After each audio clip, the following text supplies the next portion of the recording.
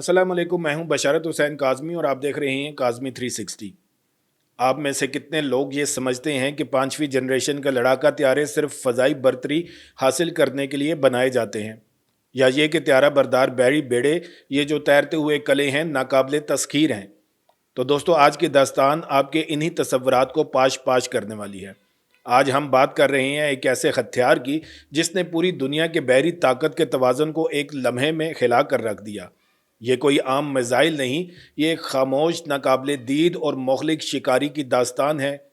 हम बात कर रहे हैं एक ऐसे स्टेल्थ क्रूज मिसाइल की जो चीन की 5th जनरेशन के जंगी त्यारों चैंगडू J-20 और शिनयांग J-35 के साथ जम होकर दुश्मन के त्यारा बरदार बेड़ों के लिए बहरुल काहिल में जिंदा रहने को एक नाकाबिले यकीन हद तक मुश्किल चैलेंज बना देगा। अब आप सोच रहे होंगे कि भाई ये है क्या चीज़। ये कोई पिछले ज़माने जैसा बड़ा और भारी भरकम मिसाइल नहीं है जिसे सिर्फ बड़े बम्बार त्यारे लेकर उड़ सकें। ये एक कॉम्पैक्ट 4 मीटर से भी कम लंबा और 85 सेंटीमीटर से कम चौड़ा एक ऐसा शाहकार है जिसे J-20 और J-35 जैसे स्टेल्थ त्यारे आसानी से अपने इंटरनल वेपन बे में छुपा कर ले जा सकते हैं। और इंटरनल वेपन बे का लफ्ज़ यहाँ बहुत अहम है। इसका मतलब ये है कि इस मोहलिक मिसाइल को लेकर जाने के लिए त्यारे को अपने परों के नीचे कोई भारी पायलन नहीं लगाना पड़ेगा जिससे इसकी स्टेल्थ खसूसियात पर कोई बड़ा असर पड़े। ज़रा इसका मुवाजना कीजिए। अमेरिका के पास AGM-158C LRASM नाम का एक बहुत मशहूर एंटी शिप मिसाइल है, लेकिन इसे इनका अपना F-35 लड़ाका त्यारा भी अंदर नहीं ले जा सकता। इसे बाहर परों के नीचे लटकाना पड़ता है जो इस त्यारे की स्टेल्थ को तकरीबन ख़त्म कर देता है और दुश्मन के रडार के लिए इसे एक बहुत बड़ा हदफ बना देता है। यही वो बुनियादी खला है जिसे चीनी इंजीनियर्स ने भरपूर तरीके से शिनाख्त किया और इस पर काम शुरू किया। उन्होंने ये तय किया कि रफ्तार का नहीं बल्कि ज़िंदा बच निकलने की सलाहियत का खेल खेलना है। इस मिसाइल की रेंज बताई जा रही है 1330 किलोमीटर। इस अदादो शुमार को अपने जहन में बिठा लीजिए, 1330 किलोमीटर। इसका मतलब ये है कि एक J-20 या J-35 अपनी सरहदों के अंदर महफूज फासले से परवाज करते हुए या किसी ऐसे मुकाम से जहां इसे दुश्मन के फ़ज़ाई दिफाई निज़ाम का ख़तरा ना हो, ये मिसाइल दाग सकता है। और ये मिसाइल अपनी उड़ान भरने के बाद 1300 किलोमीटर दूर दुश्मन के त्यारा बरदार बेड़े को निशाना बना सकता है। ये कोई आम रेंज नहीं है, ये वो फासला है जो दुश्मन के बेहतरीन दफाई हलकों को भी गैर मौसर बना दे। अब बात करते हैं इसकी खामोशी की, इसकी स्टेल्थ की। ये कोई तेज़ रफ्तार मिसाइल नहीं है। इसकी रफ्तार महज मैक 0.71 से 0.75 के दरमियान है, लेकिन ये कमज़ोरी नहीं, ताकत है।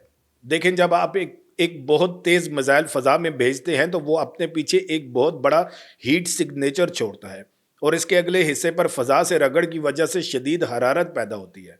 ये दोनों चीज़ें दुश्मन के इंफ्रारेड सेंसर्स के लिए काफ़ी होती हैं कि वो इसे डिटेक्ट करके न्यूट्रलाइज कर दे।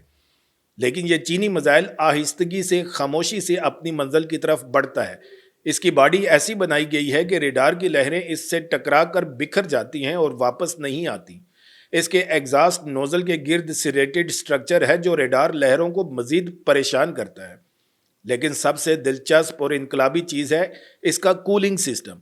सोचें कि एक जेट इंजन जलते हुए ईंधन से शदीद गर्मी पैदा करता है और दुश्मन के इंफ्रारेड सिस्टम्स इसी गर्मी को ढूंढते हैं।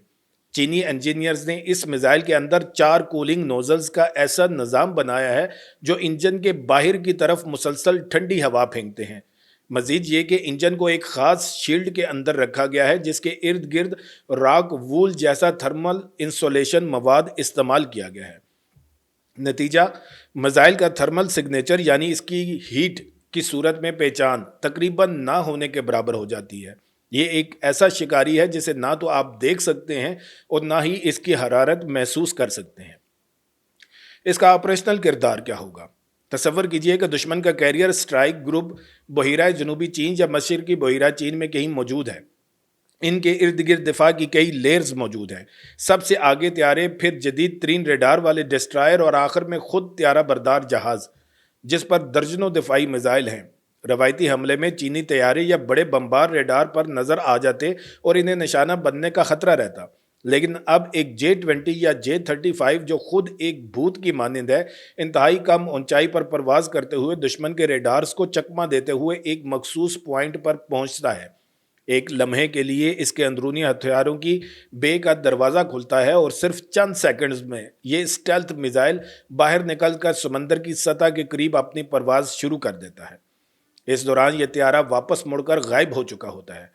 اب یہ میزائل خاموشی سے لہروں کو چیرتا ہوا دشمن کی فضائی دفاعی چوکیوں کے بالکل قریب سے گزرتا ہے، مگر وہ اسے دیکھ نہیں پاتے، یہاں تک کہ یہ اپنے ہدف کے اتنے قریب پہنچ جاتا ہے کہ جب جہاز کا اپنا دفاعی نظام اسے محسوس کرتا ہے تب تک بہت دیر ہو چکی ہوتی ہے، رد عمل کا وقت صفر ہو چکا ہوتا ہے، اور پھر یہ ایک اکیلا حملہ نہیں ہوگا۔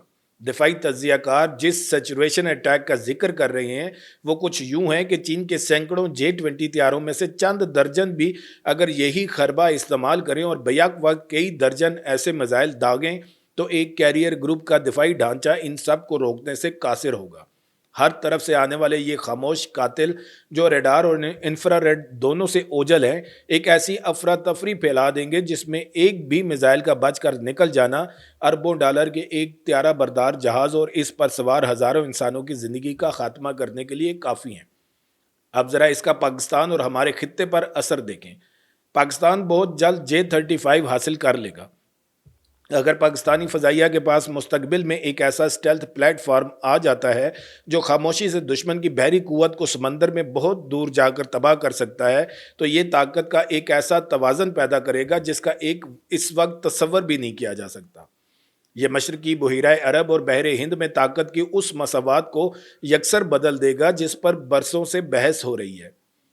لیکن یہ کہانی صرف چین یا پاکستان کی نہیں ہے، یہ اس بات کا اعلان ہے کہ 5th جنریشن کے جنگی طیاروں کا اصل مقصد صرف ڈاگ فائٹ نہیں ہے، ان کا اصل مقصد ایک سسٹم آف سسٹمز کا حصہ بن کر دشمن کو پتہ چلنے سے پہلے بغیر کسی وارننگ کے اس کے سب سے اہم اثاثوں کو تباہ کر دینا۔ یہ میزائل چین کے اینٹی ایکسیس ایریا ڈینائل یعنی A2AD نظریے کی معراج ہے، ایک ایسا جال جو دشمن کو آپ کے علاقے میں گھسنے سے پہلے ہی تباہ کر دے۔ یقیناً بہت سے سوال ابھی باقی ہیں۔ کیا یہ میزائل واقعی بڑی پیمانے پر تیار ہو چکا ہے؟ اس کی آزمائشیں کس مرحلے میں ہیں؟ اس کا وار ہیڈ کتنا بڑا ہے؟ یہ آخری لمحات میں اپنے ہدف کو درست طریقے سے کیسے تلاش کرتا ہے جبکہ اسے خاموش بھی رہنا ہے؟ ان سوالوں کے جواب شاید تاحال موجود نہ ہوں، لیکن ان سوالوں کا وجود بھی ایک حقیقت ہے، اور یہی وہ نقطہ ہے دوستو جہاں ہماری ویڈیو ختم نہیں ہوتی بلکہ ایک نئی سوچ کا آغاز ہوتا ہے۔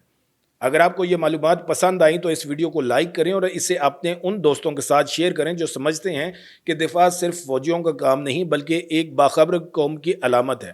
نیچے کمنٹ باکس میں ضرور بتائیں کہ آپ کے خیال میں پاک بحریہ کو اپنے دفاع کے لیے اس طرح کے خطرات سے نمٹنے کے لیے کون سا راستہ اپنانا چاہیے۔